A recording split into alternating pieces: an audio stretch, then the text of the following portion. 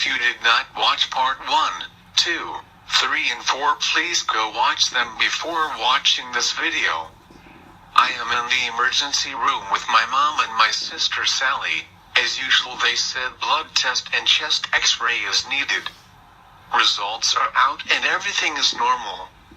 Chest x-ray is normal. But the fact is that I can't breathe. The oxygen tubings are on my nose to help the oxygen level in my blood to rise. Doctor comes in and he speaks to my sister Sally. Well, everything seems okay, but we do not know the reason behind why the oxygen level on his blood is low, but he will be fine, nothing to worry about. My sister said, "Doctor, are you serious? Can you don't think about the impact you have on my confidence or the way you make me feel?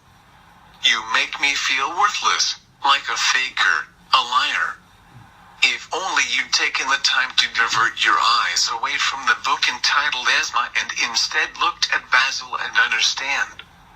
Look at him, at his rapid breathing, his shoulders pumping away, his body shaking. Look into his eyes and you'll see the fear, the absolute fear of drowning in his own body.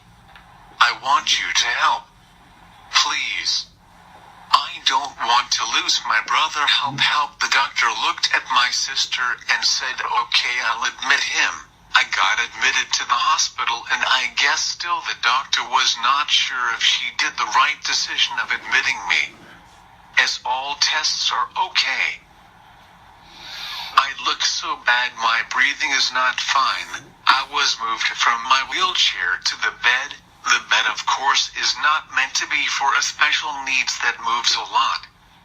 As you know, I have involuntary movements that I can't control. A new doctor comes in. What's happening?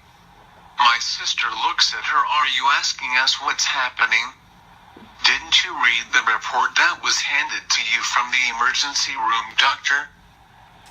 Doctor said, "Well, all results are fine. We don't know what is wrong with him," in a very impolite way. My sister said, "Why won't you help him? Are you a human? The blood test says he is fine." Well, that's alright then. Take him off the nebulizer and the oxygen and he will just collapse and go into respiratory arrest. But it's okay. The blood test says he is okay, right? I wish you knew how it felt to be in his shoes. Perhaps we should swap places. He will be you and you be him. He will go ahead and play doctor, and you can play the asthmatic patient. So just do what he does. Breathe rapidly, make a wheeze noise, and he will just watch and observe you for a few moments. He will walk around in his white uniform like the big woman, then he take blood from your wrist in the most unsympathetic way possible, and then he tell you you're fine because the blood says you are. What do you think? What do you mean you can't breathe? I told you you were swapping places with Basil.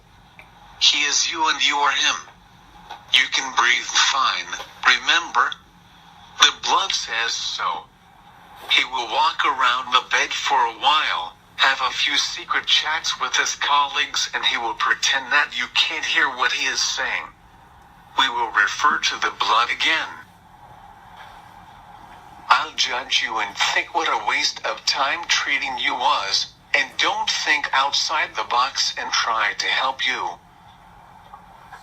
You'll look at him differently now than you did before. You'll come over and reach for his hand instead of reaching for the phone to order the porter to wheel him out into the corridor because he is no longer a priority. You'll treat him with compassion instead of judgment. You'll speak with gentleness instead of harshness. You'll put your stethoscope down and discard the book on asthma that you were reading earlier. It said check the bloods. You did that. The bloods were fine. You were just doing your job. You are not to blame. I begged you to help him. I told you he couldn't breathe. But the book said he would be okay. Sorry guys, I got so tired now. As you know, I cannot type with my eyes for long. I will continue my story in another video. To all doctors, doctors should not only follow the patients according to what they studied, or in other words by the book. Look at the patient's eyes and you will know how sick they are. Even if the tests came out to be fine, that doesn't mean they are. Reach out to them and try to figure out what might be the problem. Stay safe and smile like I do.